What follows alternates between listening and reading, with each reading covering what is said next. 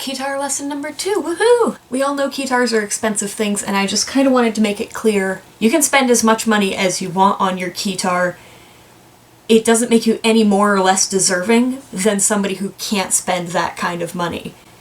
The emotional, you deserved it because you worked hard, and the monetary, you got this because you had money, are not the same thing. Jared Dines has a really good video about the different kind of guitar covers on YouTube, and one is somebody who's complaining that he's not very good because he doesn't have good gear. Don't be that person who equates your ability to play an instrument with the amount of money you put into the instrument. You can put all the money you want into your guitar, or your Keytar, or your training, or whatever. It's not going to make you a better guitarist.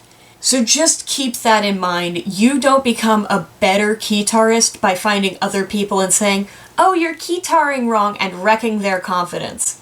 But there's people out there like that. So if you're playing Keytar and somebody comes along and says, oh, you're doing that wrong, just do this to them. Other people who play other instruments, they look at this thing and they go, is that a toy? People are already going to say you're doing it wrong just by playing the Keytar.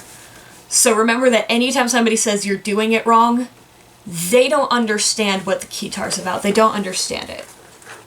First things first, I don't know who linked the first Keytar lesson video to somebody, or to somewhere, but it got like 400 views, which is way more than I'm used to. In the comments, two people, Charles Maynard brought to my attention the Roland Lucina and the Korg RK100S, both of which are modern Keytars that are synthesizers with onboard sounds. I think it's really advantageous to have a Keytar that you can play without plugging into your computer or plugging into a box. Anybody who owns an electric guitar has probably spent a lot of time curled up on the couch playing it without it being plugged in. I think that you should have that freedom when you're learning the Keytar. Jessie Bond had a comment about the Formanta Mini, which is a Soviet Keytar synth that was very cool. I did not win that eBay auction, but I did enter. Keytar playing rule number 1. Anything that makes you want to play it is right. Side tip, if you pull one of the batteries out of your Keytar, or I keep this little piece of plastic, if you leave the batteries in and you store it, it gets switched on or there's vampire energy going on. Vampire energy is a real term. You're gonna wreck your batteries, and most of these take like 6 to 8 batteries, so that's not cool. Any kid who's ever like been to a church and had a piano is going to have played. And you know what? If that's what makes you happy, if that's what makes you want to play, then just play it all damn day. Or the Entertainer. You want to play the Entertainer on loop? Go for it. You want to play your Keytar like this with 2 hands? Cool! And somebody's gonna be like, you learn bad habits that you need to unlearn. Fine. You're not gonna learn any habits if you don't play it, so go ahead and learn some bad habits and unlearn them.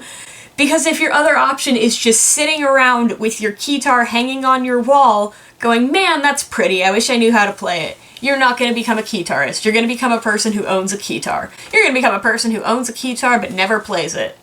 How's that feel? Rule number 2.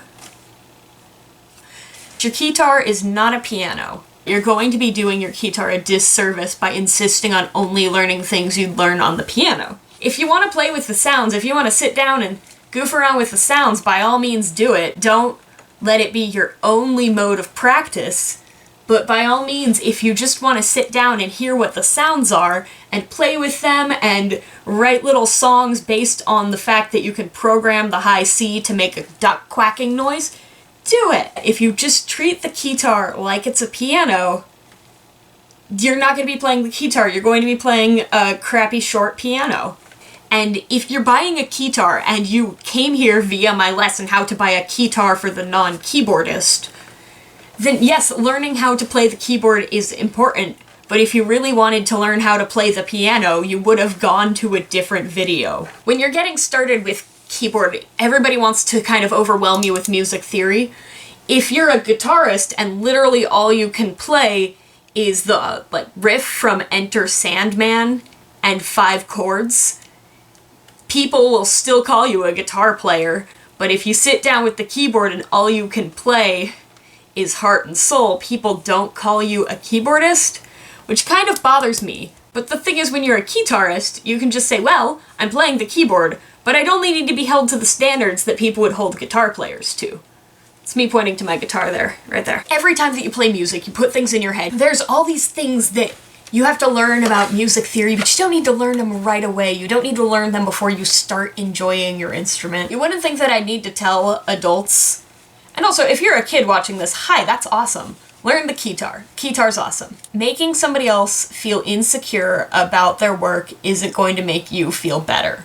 What's going to make you feel better is spending more time with your instrument. Basically, any time that you pick up this instrument and you touch it, you are teaching your fingers how far apart the keys are. You're teaching your fingers how to identify keys. You're teaching your eyes what the keys look like. When you're messing with your auto chords and your buttons around here, when you're just playing with it, you're learning what all those functions do, and you're teaching your brain what they do. When you're playing it like this, you're learning how to hold the keyboard in one hand and operate the effects in the other hand.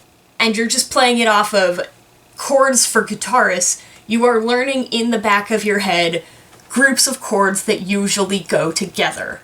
Your brain will learn that D, G, and A are usually in the same thing, or C, F, G, and A minor are usually in the same songs. You don't need to be sitting down and writing it and studying it, because if you're having fun, you're gonna play, and if you're playing, you're gonna learn. So this was like a 25-minute long video of me saying, play your keytar, and don't be a shit about it. I can't tell if I wasted your time or if I'm really glad I made this video. Play your keytar and don't be a shit about it.